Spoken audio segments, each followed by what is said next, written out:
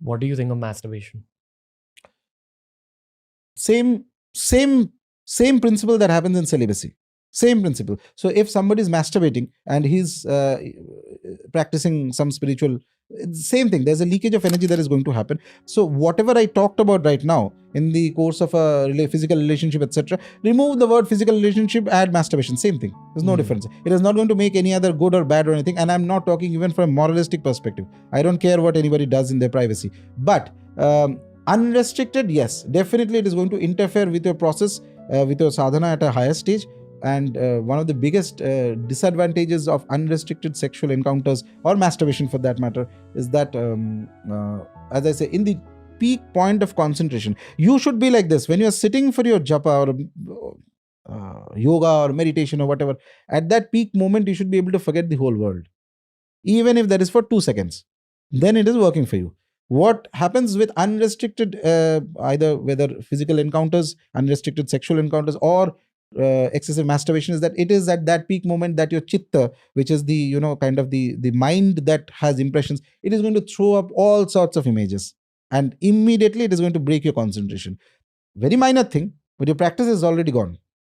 You can pretend to the outside world that you are a great yogi and you are doing a lot of practice, but inside your practice is not working.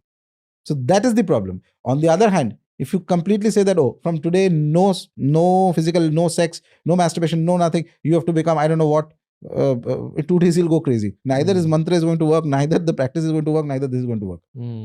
So that balancing is important. And we live in that kind of an age where to sell a toothpaste, you have to put 2 skimpily clad women on the advertisement. Where is your celibacy going to come from? Yeah.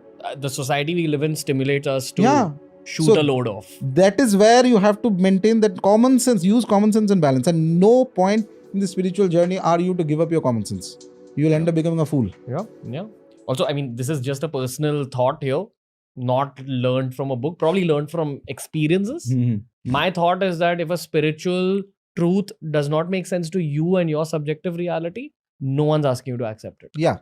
So if this is against your thoughts, don't accept it. And I'm not even judgmental of people who say, by the way, just because I'm sure that a lot of people will see that there may be traditional people who have celibacy, they put it into a very high pedestal. I'm not being judgmental and all that. You do whatever you think is right for you. But if you're asking me, this is how you should approach in this age initially. And the impulse, celibacy comes naturally, by the way. Yeah, that I was just like literally a second before you said that, I was thinking about the same thought, that your libido, if you're involved in a yogic life, a spiritual life, a tantric life, yes, your lust settles down without any effort. Yes. After a certain point of time, it will settle. There are, since we are on the topic, there are 2 other factors, by the way, you have to remember here. I think yesterday we were discussing about Pitrus, ancestors who are stuck in a Pitru Loka, who are not able to move forward.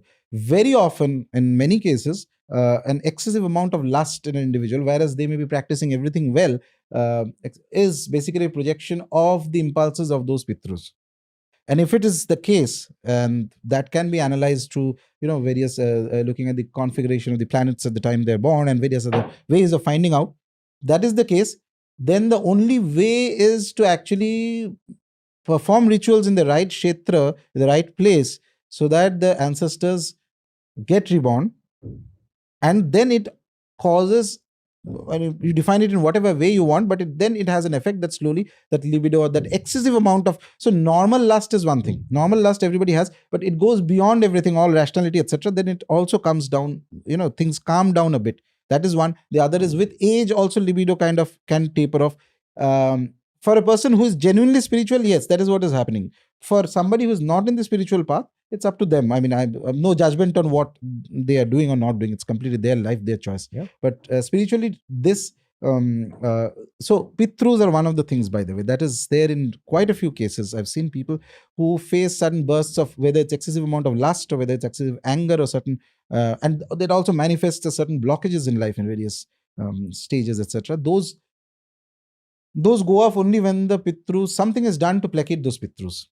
Okay. And if that is there, if there's a normal amount of lust, then to look at it as a manageable thing. The other problem that happens, it tapers off of it on its own. It will in time. Okay, don't make it as a big thing in your head. That's the other problem that happens with a lot of spiritual people. I am not able to get out of lust, so you feel guilty about it.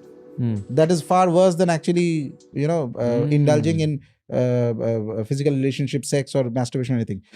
After that, the guilt trip that happens to some people, that, okay, I could not maintain celibacy, that is not going to help you. That is far worse.